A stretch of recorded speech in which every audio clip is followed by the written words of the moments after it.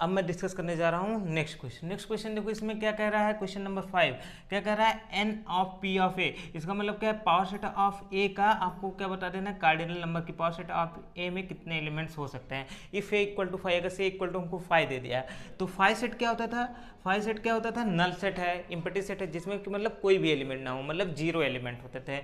ठीक है, तो अगर आपको ये पूछा जाए पावर सेट ऑफ ए क्या हो सकता है, तो पावर सेट ऑफ ए का फॉर्मूला क्या होता है, 2 to the power number of element M, कि अगर एम एलिमेंट हो, किसी सेट में एम एलिमेंट हो तो उसका आपको पावर सेट ऑफ लाना हो, तो ये पूछा जाए उसमें कितने एलिमेंट आएंगे, 2 टू द पावर एम हो जाता है। लेकिन यहाँ 5 में क्या है, 0 एलिमेंट है, मतलब कोई भी एलिमेंट नहीं है, तो 2 टू द पावर ये क्या हो जाएगा, 0 हो जाएगा, इसका मतलब 1, यानी कि पावर सेट ऑफ ए में ओनली 1 एलिमेंट आएगा। वो भी कैसा आएगा, पावर सेट ऑफ ए में, पावर सेट ऑफ ए में ओनली 1 एलिमेंट आएगा, वो भी ऐसा ही आएगा। ठीक है, तो ये हमारी क्या हो गया, इस क्वेश्चन का ये आंसर हो गया। ऐसे करके हमको सॉल्व करके आपको लिखना पड़ेगा, वहाँ पे अच्छे तरीके से दिखाना पड़ेगा कि आप लिख देंगे ऐसे कि power set of A by the formula of power set of A क्या कहेंगे, 2 to the power for M element, number of element in power set of A 2 to the power M. फिर सिंस 5 हैज़ 0 एलिमेंट, मतलब उसमें कोई भी element नहीं होता है, no element, so for the power set of 5 contain 2 to the power 0 element equal to 1 element, ऐसा करके आप लिख दोगे। ठीक है, अब यहाँ पे आपको देखो इस क्वेश्चन नंबर 6 में 4 क्वेश्चन दिए थे। अगर से आपने मेरा इंटरवल वाला वीडियो देखा होगा तो आपके लिए क्वेश्चन करना बहुत बड़ी बात नहीं, बहुत ईजी टर्म है। फिर भी मैंने सोचा एक क्वेश्चन लेके आपको इसका फिर से ओवरव्यू करा देता हूँ। तो इसको आपको क्या करना है, यहाँ पे आपको इसको इंटरवल में लिख देना है। तो ठीक है, तो इंटरवल में लिखने के लिए सिंपल सा, इसके लिए क्या कह रहा है, एक्स क्या हो, रियल नंबर में बिलोंग कर रहा हो, ये तो सही इंटरवल का कंडीशन फॉलो कर रहा है। फिर क्या कह रहा है, एक्स इज ग्रेटर देन -4, -4 से क्या हो, ग्रेटर हो, और यहाँ पे देखो इक्वल का साइन नहीं लगा, तो इधर क्या हो जाएगा, ओपन इंटरवल, ऐसा कुछ बन जाएगा। और less than or equal to 6, तो इधर क्या हो जाएगा, क्लोज इंटरवल, बंद हो जाएगा। ये हो जाएगा हमारा इसका आंसर। तो ठीक है, आप इसको कर देना। इसके लिए आपको क्या करना है, इसके लिए आपको मतलब सेट बिल्डिंग नोटेशंस लिख देना है, जैसे कि इस क्वेश्चन में दिया था। तो अगर से मेरा इंटरवल, फिर से वही कहूँगा, इंटरवल वाला चैप्टर वीडियो देख लोगे आप, तो ये सब क्वेश्चन आपके लिए मतलब चुटकी का काम रहेगा लगाना। तो ठीक है, जो करते हैं, इसको क्या करना है, इसको आपको ऐसे लिख सकते हो, कैसे, एक्स सच दैट, आपको कभी भी इंटरवल का अगर लिखना हो क्वेश्चन या इंटरवल का नोटेशन देना हो, तो हमेशा पहले क्या करो, एक्स सच दैट एक वेरिएबल लिख दो, फिर दूसरा क्या करो, एक्स को रियल नंबर से बिलोंग कर दो, x is real, belong to real number. अब आपको क्या करना है, देखो सेमी ओपन का कह रहा है, तो यानी कि जो आप यहाँ पे लोअर बाउंड्री लोगे, जैसे आपने लिया 6, अब यहाँ पे क्या है, सेमी ओपन कह रहा है ना, सेमी ओपन है, इधर ओपन है, तो इससे आप क्या करोगे, ग्रेटर देन का साइन लगा दोगे, एक्स इससे बड़ा होगा। फिर इधर राइट हैंड में क्या है, इससे लेस देन का साइन रहेगा 12, बट आप क्या देखोगे, क्लोज्ड है, क्लोज है, तो यहाँ पे इक्वल का साइन भी आ जाएगा। तो ये इसका इंटरवल नोटेशन कुछ ऐसा हो जाएगा। तो मेरे ख्याल से आपको ये समझ में आ गया होगा। फिर इसके बाद नेक्स्ट आपका क्या कह रहा है, यूनिवर्सल सेट, आपको क्या बताना, यूनिवर्सल सेट। तो इसमें भी 2 क्वेश्चन थे, मैंने एक ही ले लिया। तो सेट ऑफ राइट ट्राइंगल, आपके पास क्या हो, कोई सेट हो जिसमें कि आपने राइट ट्राइंगल्स रखा है, तो उसका यूनिवर्सल सेट बताना है। तो अगर सेट ऑफ राइट ट्राइंगल्स का अगर आप यूनिवर्सल सेट लोगे, तो इसका पहला यूनिवर्सल सेट यही हो सकता है, सेट ऑफ ट्राइंगल्स हो जाए, उसमें सारे के सारे ट्राइंगल्स आएंगे, तो राइट ट्राइंगल्स अपने आप ही आ जाएगा। यूनिवर्सल सेट मैंने डिस्कस किया, उसको आप पीछे की वीडियो में देख सकते हो। ये दूसरा तरीका हम क्या बता सकते हैं कि हम लोग ले लें सेट ऑफ पॉलीगॉन। पॉलीगॉन में क्या होता है, ट्राइंगल्स भी आता है, रेक्टेंगल्स भी आता है, सब आता है।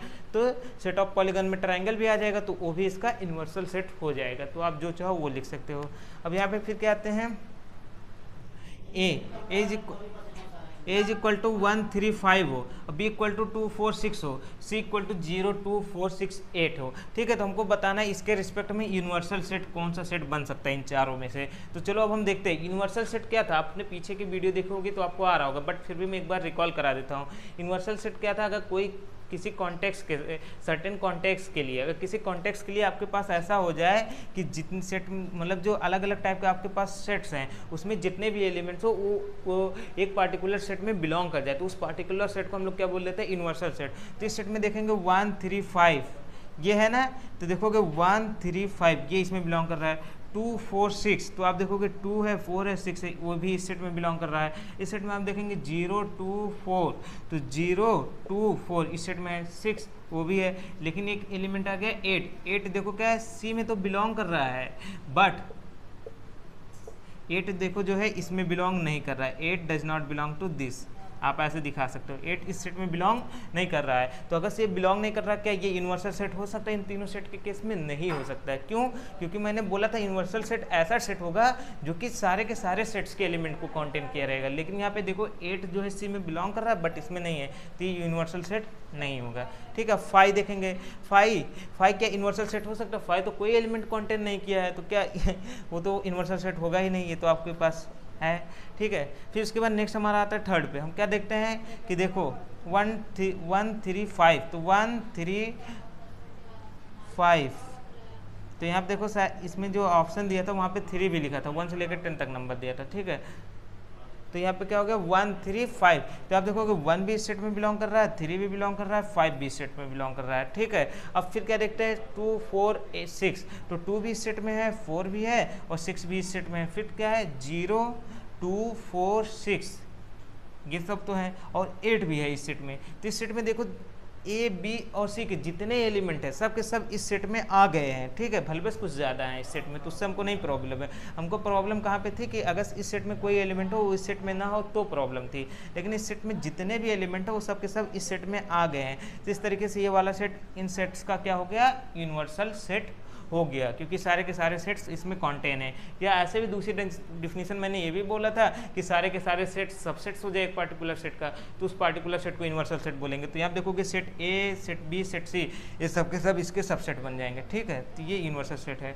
अब फोर्थ के लिए मैं आपको डायरेक्टली दिखाना चाहूँगा, सेट सी में 0 है, लेकिन इस सेट में कुछ 0 नहीं बिलोंग कर रहा है, तो इसलिए ये वाला सेट यूनिवर्सल सेट नहीं है। ठीक है, तो मेरे ख्याल से आपको सब कुछ क्लियर हो गया होगा, आ गया होगा। इसको ऐसे लिख सकते हैं 0 belong to C but 0 does not belong to in this set, ऐसे आपको दिखाना होगा, उसके बाद आप लिख दोगे। ठीक है, तो थैंक यू दोस्तों, मेरे ख्याल से ये सब आपका फिनिश हो गया है क्वेश्चंस। और इसके अलावा जो मैंने इधर छोड़ दिया उसको, वो आपके लिए एक्सरसाइज है, उसको थोड़ा आप वर्क करो, प्रैक्टिस करोगे, आपसे हो जाएगा, कुछ नहीं है। ठीक है, तो थैंक यू दोस्तों, जय हिंद।